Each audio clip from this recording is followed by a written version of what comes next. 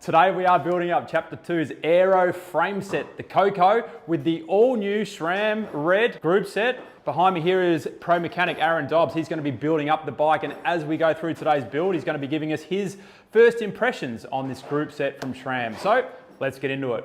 What are you doing with that? We're going to build it.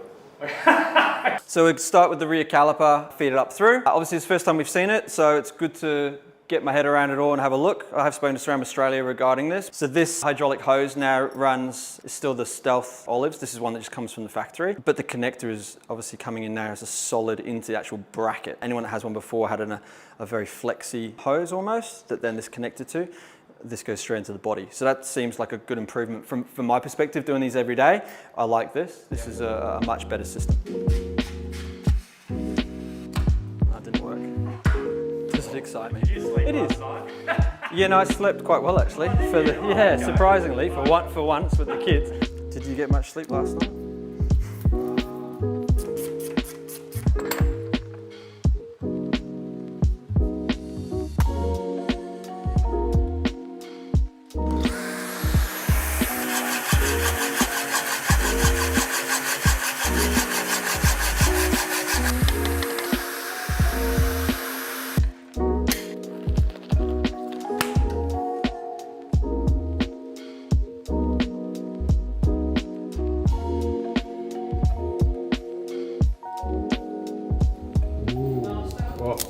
Lost a bit of focus. What are you doing here anyway, Neil? You just like to watch? I just like to watch, mate. I just like to watch. No, I'm here drooling over the new build, man. Yeah. I'm stoked for this one. I've always loved the Chapter 2 products, and the new red that's going on it, mate, it looks awesome.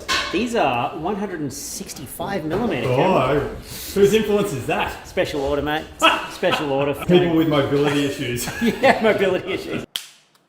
So this one has a chaser. Well done, Chapter 2. No, some don't do it, some do. The ones that do it are obviously very nice to quickly help bike builds when we're doing lots of them. It just makes it quicker. You can use the magnets and everything else, but it's my little tool. See? Nice, quick and easy. Yeah.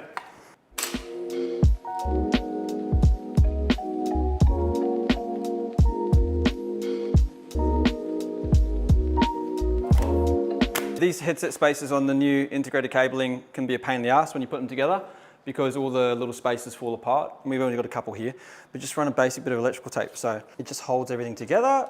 It just means they're not going to go all over the floor when you're moving the bike around. So you just put a toe strap on there like that. And then when you do this, your fork doesn't fall out on the floor, because obviously we don't have a handlebar on there yet. And that way we can just kind of work with this a little bit easier without having to worry about the fork sliding out. Yeah, so this is the Mana 2 bar, that's the new one. Again, these handlebars have a chaser in them already. I'm gonna work out, you can blow in one, and obviously work out where it's coming out the other end. Sometimes they cross them in the handlebar. What a gift to destroy the look of the bike. No, I'm not putting that on. It would be, it'd be a good looking saddle, is what it would be. Follow him around the bike field. You can put it on at the end. I'm gonna go back. Much like. I'll show you that later, where we rotate the caliper and then it rotates the bar. This is what happens when people try and help you. Yes. Today is all about teamwork.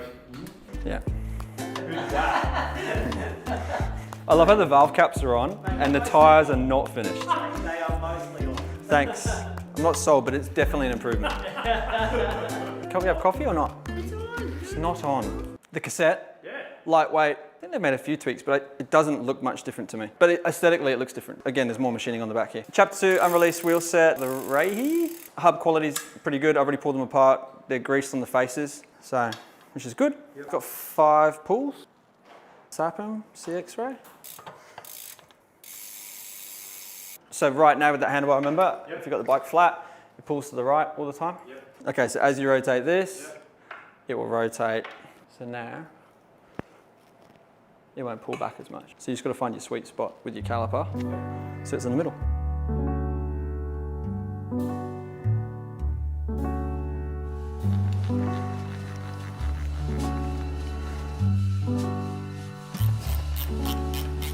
Tips away, otherwise I don't have a job soon.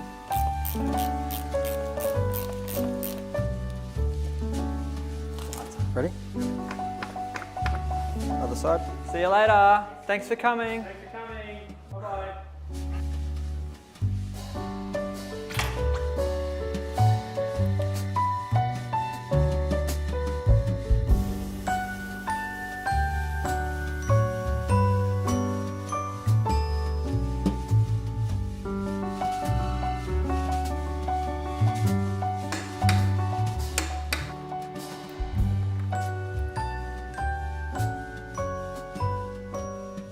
So with this hood, they're using this indentation line that's going all the way through the hood here. That should be your horizontal line. So when the bike's obviously level on the floor, it just means that then we normalize the angle. Across the top of the hood here, you've also got a center line that runs straight through here. And that center line, obviously they're looking at working with the lever with getting the degree of angle. But yeah, it's just 2 reference markers because all bars are different anyway. Yeah, so it's effectively 22 on the radius. So I'm actually, where I normally put them anyway is very, very similar. I'm gonna give you a little bit of extra length, push it into the handlebar.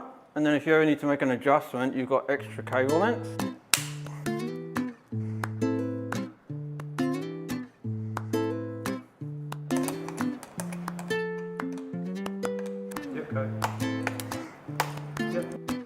I mean, if you want to, I don't really care, but I'm still going to do this the rough way. This new derailleur tool. Connected the brakes, mate, what a difference. The levers feel phenomenal. Compared to before, and I was given the heads up that there would be a huge improvement, I kind of didn't believe it. A lot of people have a love-hate relationship with SRAM brakes. This honestly just feels like it's totally different. You wouldn't think that's a SRAM lever from touch and feel. No, amazing, they've done a great job. Just showing you how it works with the installation tool. Onto the cage. Obviously get your little reference bolt in. We need to match the reference markers in line with each other. So obviously with this one here, for instance, we can put it out of adjustment, or obviously line it up. Makes it pretty obvious, right? Just means that it sets the height and the yaw angle. Now when we do this final adjustment in a minute, first of all, we need to pair the derailleur to the rear derailleur. We have to make sure that the rear derailleur is set in the most inbound position of the cassette. Once we do that, we can then tighten up that derailleur and get it into its correct placement. The battery's exactly the same, no difference, same cradle, pops in.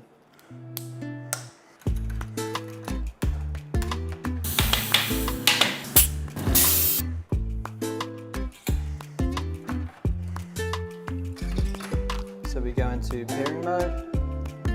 Okay. Pair the front derailleur. That one's paired, shift that. That one's paired. And then this one here, you see the LED indicator. You go back to the rear derailleur, and now we should be paired. Yeah, so the new chain has a hollow pin, like we had before with SRAM Red, but now we've got a hollow plate drive side, or inbound and outbound. With just the plate is lighter, so there's less material, so you can see right through the chain. The derailleurs are on, shift that all the way across. And the reason why we do this is SRAM's got a new auto trim feature on the front derailleur, so it will stop that rasping of the chain on the cage, so it actually moves and controls its path with the chain line and should stop you from having any chain rubbing. Hold it in that position. Next one. Did you get that? When I go up now, it'll do it on the way back up. Ready? See how it trimmed? Yep. This whole process is to simplify the setup on a large scale through all bike shops so that we don't have that kind of chain dropping issue on the inside. So what I'm going to do is I'm going to move that line across. It's going to meet the other line. Yes, you see these 2 lines are matched here. Turning this. Okay, cool. Done.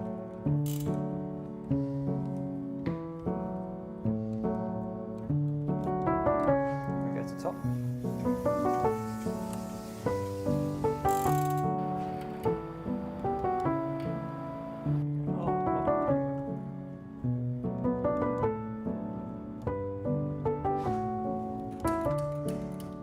I get it in the bottom.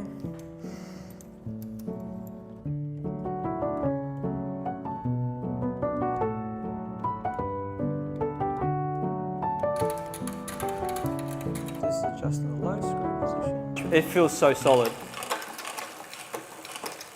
There's a trim adjustment there. That's smooth though. Oh, yeah, it's an improvement.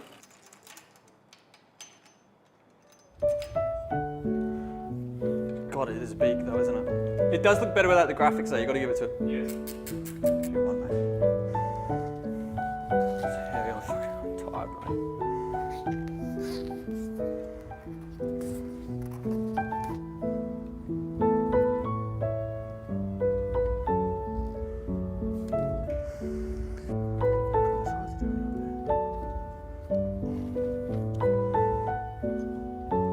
Up to date.